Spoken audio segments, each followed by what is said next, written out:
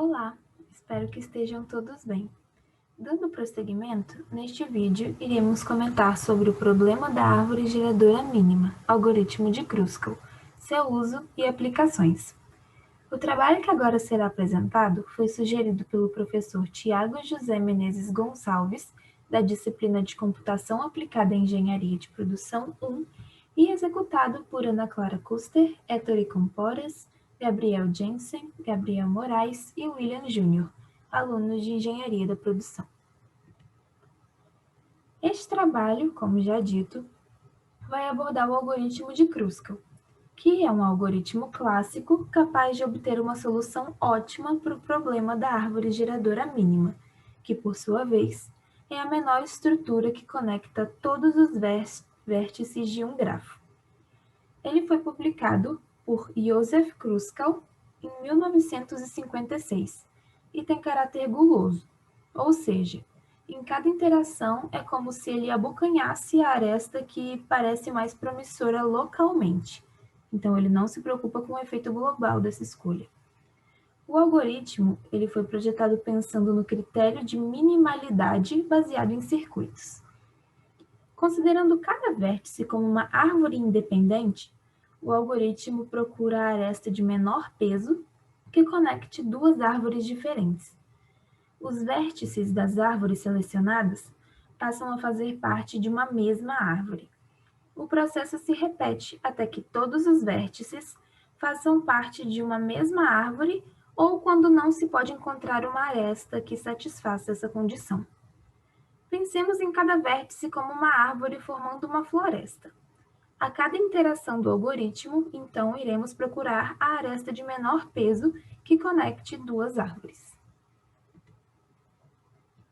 Então, ao fim do algoritmo, a floresta tem apenas um componente e forma uma árvore geradora mínima do grafo. Com o uso de uma estrutura de dados eficiente, o algoritmo de Kruskal possui complexidade de tempo igual a O m de log de n, onde m representa o número de arestas e n o número de vértices. Este algoritmo funciona nos mesmos moldes que o algoritmo de Prim, com a diferença de que a próxima aresta a ser escolhida não precisa estar conectada à árvore que está se formando, vencendo inclusive a limitação do grafo de ser conexo, que o algoritmo de Prim exige. Seu funcionamento consiste em, primeiro, criar uma floresta F, que é um conjunto de árvores, onde cada vértice do grafo é uma árvore separada. Segundo, criar um conjunto S contendo todas as arestas do grafo. Terceiro, enquanto S for não vazio, faça. Remova uma aresta com peso mínimo de S. Se essa aresta conecta duas árvores diferentes, então você adiciona a floresta combinando duas árvores numa única árvore parcial, ou você descarta a aresta. Fim do enquanto. Então, falando um pouco aqui sobre a implementação do código, né? Então, basicamente, nessa primeira parte, trata-se da criação de um grafo. Então, vai ser criado um grafo teste para ser usado no programa. E aqui utilizamos esse include grafo.h, que ele é utilizado para a inserção dos protótipos. Aqui é a parte do código que cria o grafo. E a chamada da função aqui, alg_kruskal, com esse zero representando o vértice de origem da árvore. E também esse laço for, que vai imprimir a ordem de cada nó. E uma função libera grafo e finalização do programa. Na implementação da função aqui, esse grafo, que é a implementação do algoritmo, né, da função de Kruskal, esse grafo de R, ele vai passar o grafo. Esse int_org é o vetor, o vértice de origem, né? E o vetor pi, que é o vetor que contém o tamanho do número de vértices. Nesse int arv aqui, é basicamente um vetor auxiliar, né? Um vetor que tem um número de vértices para ser usado como auxiliar. E o vetor árvore, ele vai receber o identificador i, porque cada árvore vai começar com uma árvore independente. Então, cada vértice vai utilizar seu próprio número como indicador de sua árvore. Abaixo, o pai recebe -1, o que vai garantir que os vértices ainda não tenham pai. Então, para os vértices não ter pai, basicamente aqui a gente coloca essa garantia de pai ser igual a -1. O vértice de origem vai receber ele mesmo como pai e vai dar o início da árvore. Para a criação de um laço infinito aqui, começa a busca. Então, esse primeiro igual a 1 é utilizado para saber se foi encontrado ou não um vértice que satisfaça as condições, porque nesse primeiro if, nesse primeiro igual a 1 aqui, if primeiro igual a 1, se o primeiro continuar igual a 1 ao fim da busca, o break vai encerrar o laço. Então, nesse comando for é onde é realizada a busca, né? De maneira que esse primeiro for i igual a 0, enquanto i menor que nv, ele vai percorrer os vértices, e o segundo for j igual a 0, enquanto j menor que o grau i, ele vai percorrer as arestas de cada vértice, daquele vértice anterior, e ele vai buscar nessas arestas a aresta de menor peso, que vai ser visto melhor no próximo slide.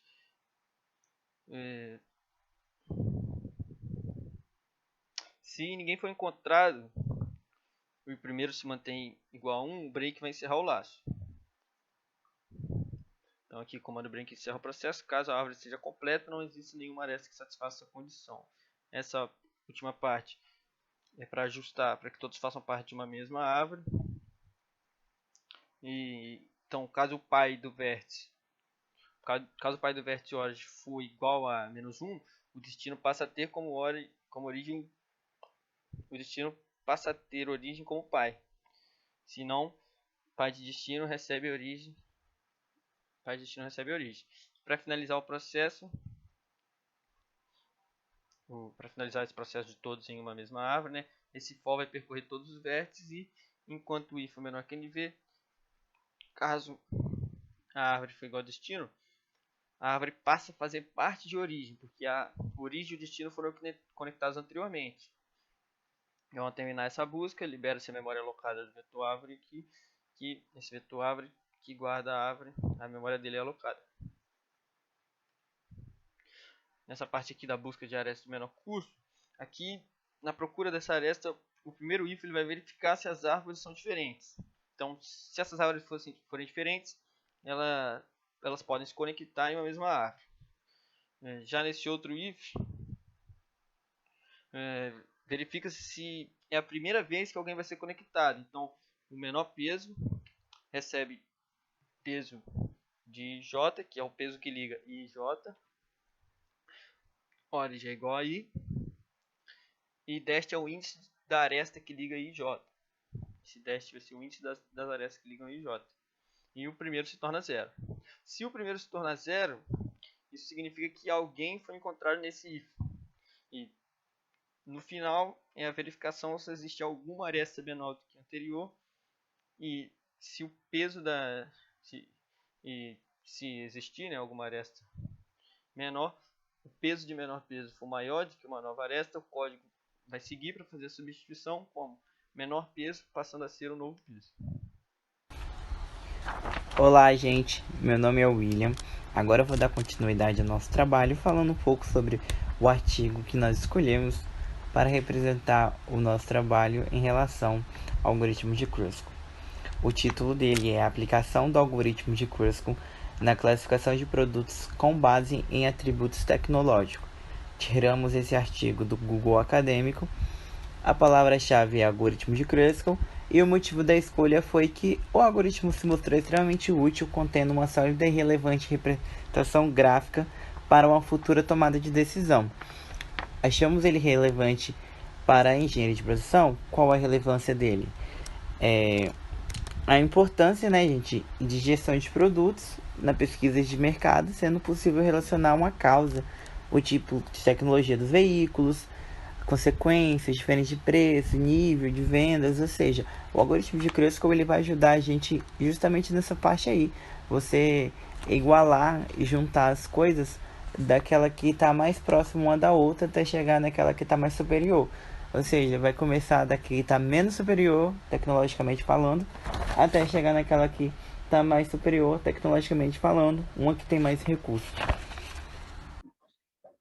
Gente, agora nesse próximo slide aqui, né, dando uma continuidade a tudo o que os meus colegas já falaram com vocês sobre o algoritmo de Krustal, eu vou falar agora um pouco do teste da teoria do artigo, né, que finalidade teve esse artigo, que, por sua vez, o objetivo dele foi analisar, né, os veículos utilitários esportivos, que são esse SUV aqui, que foram os mais vendidos no Brasil em 2018. E foi para identificar graficamente a similaridade entre eles, com base em conjunto de atributos tecnológicos. Então, o que cada carro tinha, tá, gente, nesse caso. Essa análise deu ênfase ao enfoque da qualidade baseando no produto, porque atributos tecnológicos têm uma forte incidência na decisão da compra nesse segmento. Então, às vezes, o que cada carro desses tinha, né, pode ser que tenha influenciado a ele ser o mais vendido. No caso, esse veículo 1 aqui, ele foi vendido 60 mil unidades e o preço dele é R$ 176.990, né? E já temos o veículo 10, que foram vendidos 14 mil peças, mas mesmo assim eles entraram entre os 10 mais vendidos no Brasil em 2018. E agora, a partir dessa tabela, a gente vai ter várias outras, né, que vai ser para poder mostrar, basicamente, e homogeneizar esses veículos, aproximar o que cada deles tem um de proximidade com o outro, né, um a ver com o outro, e assim mostrar os clusters. No caso, os clusters, gente, é como se fosse a vértice, tá? Como se fosse a árvore, e vamos ter até 5 plots aqui. Então, vamos ter até 5 grupos de carro desses 10 que estão aqui na minha tabela. Nessa tabela 2, foram colocados os tributos que cada carro desse tinha. Listamos 14 aqui, né? Que no caso, que é o tributo? O piloto automático, sistema de estacionamento, sistema de aviso de colisão, sistema de eletrônico de ignição por botão, comando de voz, e entre outros que estão aqui também nessa tabela. Aí já na próxima tabela, que é a que eu vou mostrar aqui agora, foram atribuídos por veículo, né? A gente tem os veículos aqui nessa coluna e a gente tem os tributos deles nessa outra coluna aqui, né? Já na vertical. E temos aqui o que cada carro desses tem. No caso, a gente tem esse veículo 1 aqui, que tem praticamente todos os tributos, né? Esse 1 aqui representa que tem esse tributo, né? Então, ele só não tem o tributo 12, que o tributo 12 é teto solar elétrico. Então, ele só não tem o teto solar elétrico, mas ele tem os outros tributos. Tanto que o veículo 1 foi um dos carros mais vendidos, né? Foi o carro mais vendido no ano de 2018. E aí tem o veículo 2, que tem só alguns tributos e assim por diante. Já nessa tabela 4, usando essa técnica daqui de cima, eles conseguiram ver a proximidade entre o veículo R e esse veículo S aqui embaixo. No caso, o veículo S, a gente consegue fazer uma comparação boa aqui do que cada um tem de tributo, do que seria vantagem de comprar em relação ao veículo R ou S, se vale mais a pena comprar o R ou o S. Também, dentro dos valores que cada um custa, às vezes vale mais a pena comprar um carro mais completo, que é o veículo R, do que o veículo S. Já nessa outra tabela aqui, gerando a tabela que será usada como parâmetro para o algoritmo de Krustal, onde é a distância e o peso. No caso, essa aqui é uma matriz de distância, né? Vamos colocar aqui que eu tenho a distância do veículo 1 para o veículo 1, 0, né? Então, uma distância bem pequena, não existe a distância entre ele mesmo, né? Já entre o veículo 2 e 1, já temos um 0,6, um 0,607, veículo 3, um 0,6 o 0,156. E aqui dentro dessas distâncias, gente, dessa tabela, foi possível eles aproximarem, né, criarem vértices e formando suas árvores, né, aqui dentro dessa tabela, né, já foi começando a montar esse algoritmo de Krustal a partir daqui. E dando origem à tabela, que no caso foi aquela tabela anterior, nessa tabela 7 aqui, temos as menores distâncias entre o veículo sem formação de ciclos, ou seja, até 5 clusters. Lembra que eu falei para vocês que a gente ia montar pelo menos até 5 grupos, né, de carros que são mais próximos do outro, que tem mais coisa a ver, que tiveram mais saídas? Então, a gente tem aqui, já nessa tabela, o veículo 5, 6, então eles estão juntos, né, e a distância deles foi curta. E temos também o veículo 9 e 10, temos também o veículo 1 e 5, 2 e 6, 7 e 9, e as distâncias deles aqui do lado, né, que no caso é uma certa proximidade que eles teriam em relação ao que eles têm a oferecer, em relação ao preço, em relação à saída, em relação ao que vale mais a pena, né, ser investido aí. E na próxima tabela já vai ser, não é bem uma tabela, já o meu cluster baseados em tributos tecnológicos que vocês vão ver agora a seguir. Aqui, tá vendo? Já foram criadas arestas como peso abaixo atribuído para cada veículo. Então, já tenho minhas arestas aqui, gente. E as minhas arestas me sugeriram que o veículo, que todos os elementos do cluster 1, na verdade, esse cluster 1 aqui, foi formado pelo veículo 1, 2, 5 e 6. Eles possuem os segmentos, né, os tributos, piloto automático, né, chave inteligente diferencial, monitoramento de pressão dos pneus, comando de voz, entre outros, que são coisas parecidas, né, coisas que eles têm em comum. Já formado pelo cluster 2, foi formado pelo veículo 7, 9 e 10, que possui os seguintes atributos, né, que foi também o piloto automático, funcionamento eletrônico de tampa, e aí fomos seguindo para o próximo cluster, que é o cluster 4 e 5, e o cluster 3, que são os carros que são um pouco mais diferentes um do outro, mas mesmo assim eles não deixam de ter uma proximidade assim com os outros, né? O 3 um pouco mais diferente, mas o 4 e o 5 ainda um pouco igual.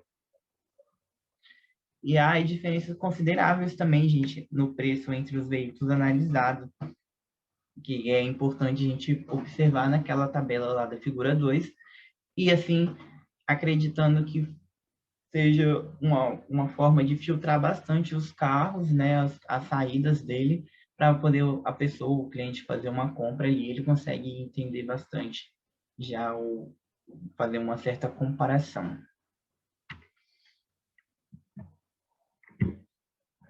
E a nossa conclusão, né, os resultados obtidos sugerem uma forte relação entre os tributos tecnológicos, o preço, a escolha e até a categoria dos SUV.